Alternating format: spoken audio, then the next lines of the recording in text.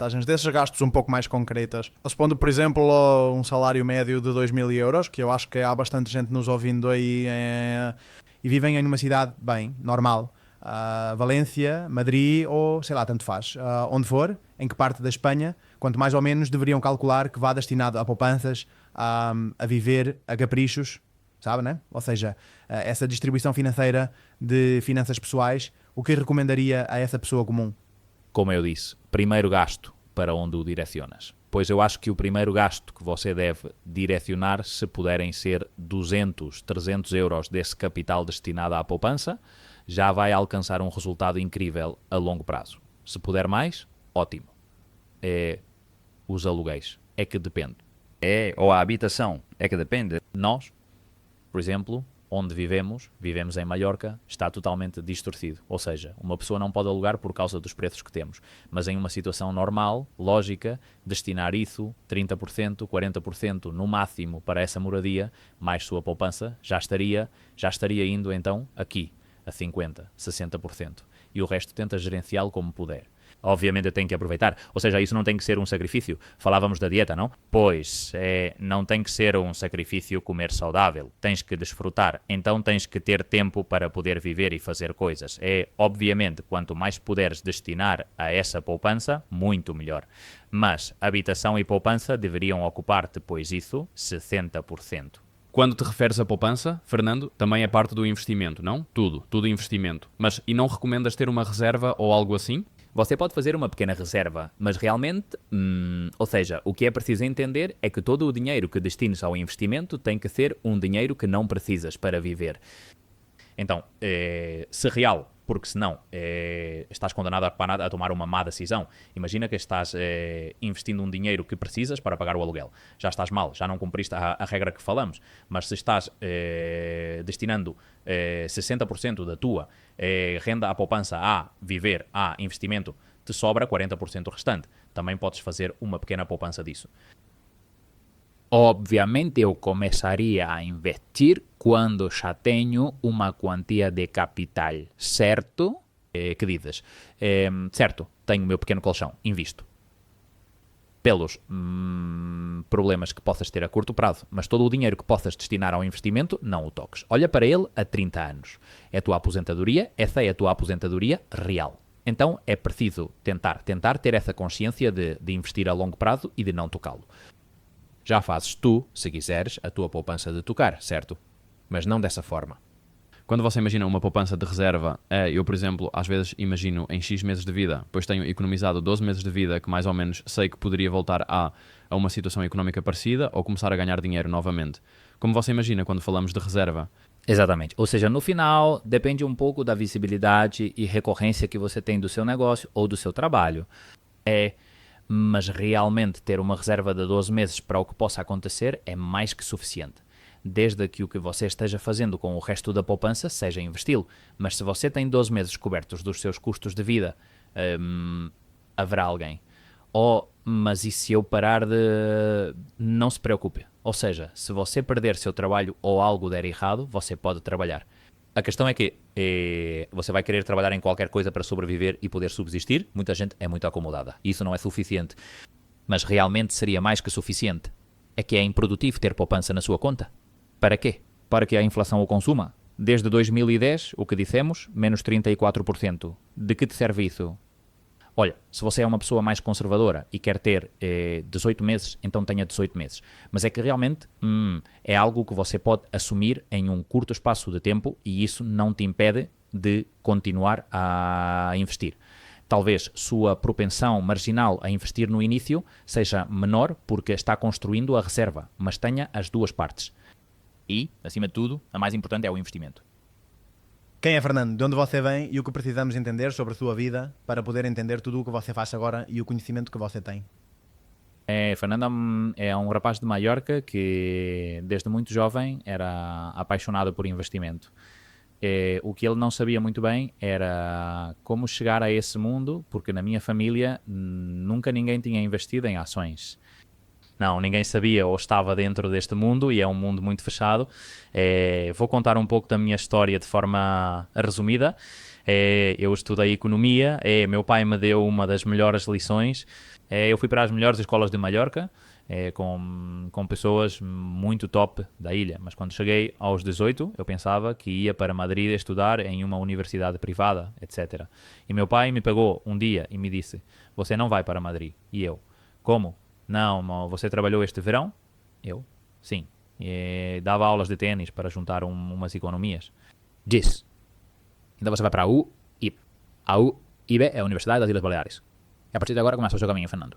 Acabou-se o que eu pago o colégio ou o que seja, começa o teu caminho. Primeiro choque, mas a melhor lição que já me deram, não é? Tirar a chupeta da boca, entender que agora é onde eu tenho que começar esse caminho. Então, estudei economia, eu mesmo financiei. É ridículo porque a matrícula, que eram 800 euros por ano, ou seja, não era uma dor enorme, mas bem, já tinha que fazer você e já tinha a pressão de fazê-lo. Então, eu estudei economia porque queria me dedicar à bolsa, pensando que isso iria me servir. Terminei os 4 anos e ninguém me explicou nada sobre a bolsa. Nem ninguém me disse nada. Então, digo, bom, está bem. Terminei, fiz como um estágio em um banco e ao terminar, pois bem, gostei e como eu gostava muito do tema do investimento, comecei na banca privada gerindo, recomendando pois carteiras de fundos, etc. a clientes. No primeiro dia que entrei, voltei depois ao sair para o carro e comecei a chorar. Eu comecei a chorar dizendo: cara, 4 anos de faculdade para acabar em um escritório onde, quando entrei com entusiasmo, as pessoas suspiravam. Um dos diretores veio e disse: faça-me um empréstimo rotativo apertando este botão que eu não consigo porque... E eu pensei: o diretor de banco privado está-me pedindo um crédito de seu cartão de 2.000 euros para que eu assine? E digo: aí vou acabar eu? Ou seja, é isso que me espera? Pessoas amarguradas, estressadas... Fiquei péssimo, ou seja, mas péssimo de pensar que se isso era a minha ponte para lá, eu não ia chegar. Então, aconteceu uma coisa um pouco curiosa, é que como o que eu fazia era lidar com muitos clientes, um dos clientes se dedicava ao setor hoteleiro. Em Maiorca é muito importante o setor hoteleiro e turístico e ele trabalhava no maior operador turístico da ilha. E, bem, meu trabalho muitas vezes era ouvir as pessoas, ouvir seus problemas. E depois eu tentava empurrar o produto que o banco tinha me dito que eu tinha que empurrar, né? Coisa que eticamente me doía muito. Então, um dia ele me contou que estava se divorciando, e que isso, poxa, cara, estava destruindo ele financeiramente. E ele me disse: bem, você sabe sobre hotéis? E eu sempre fui muito decidido e com a fome que tinha naquele momento digo: Fernando, diz que sim, diz.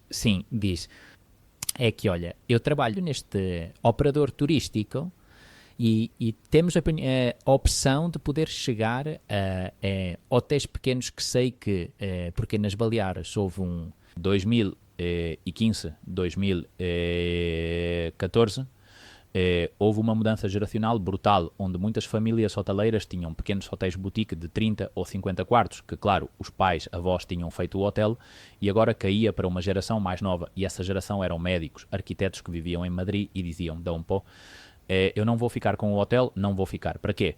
Eu não quero, prefiro vender. Mas não eram hotéis que estavam à venda, e ele sabia, porque era o operador turístico, que havia essa mudança geracional e que poderia ser forçada uma venda de um ativo fora do mercado. Então, ele me diz: eu não posso ir porque há um conflito de interesses, mas posso te dizer a pessoa, posso te dar o contato e você pode tentar manter uma relação, ver se ele está interessado em vender. Claro, termina a conversa, digo: quem...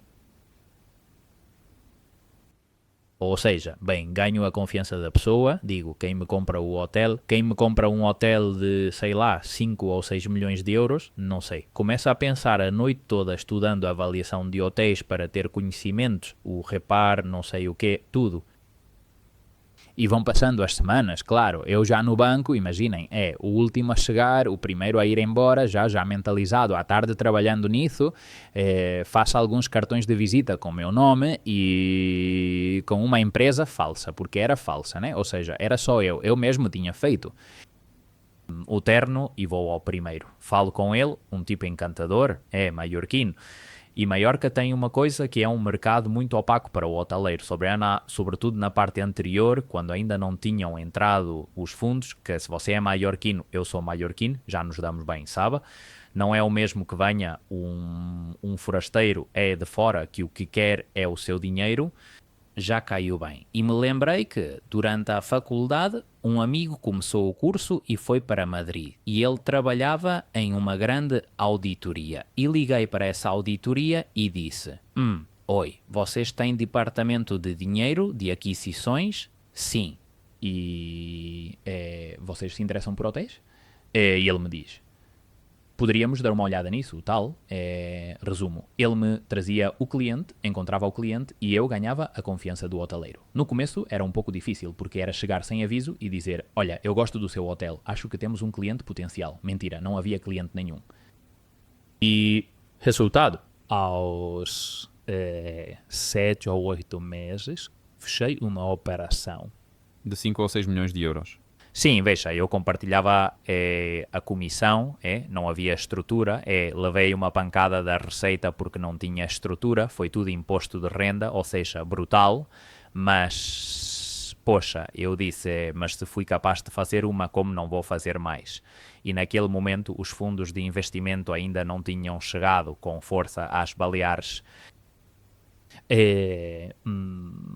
Chegamos a fazer 3 operações, quase meia, podemos dizer. E com isso minha vida mudou. Pendurei as chuteiras no banco, me demiti e em casa não disse que tinha feito nada disso.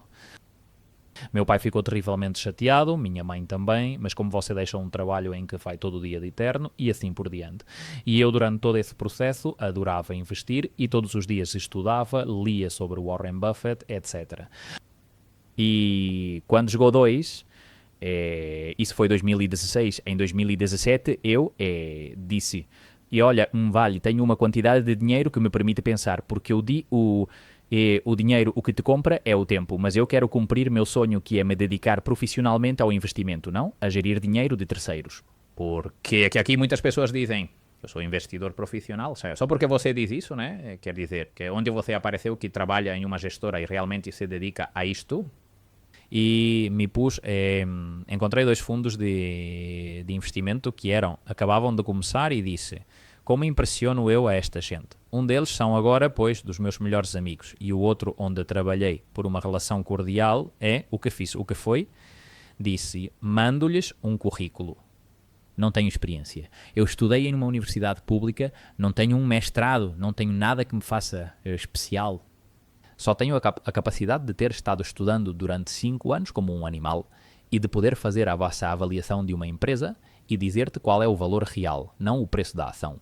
E fiz-lhes um vídeo gravado na tela. Foi o meu primeiro vídeo que fiz de 1 hora explicando uma tese de investimento. Puxa, que bom. E a enviei. E era uma tese incrível. Chamava-se Wildan Group, que ainda está cotada. Então, era um momento muito bom porque era uma empresa que prestava serviços de terceirização de tecnologia e infraestruturas nos Estados Unidos.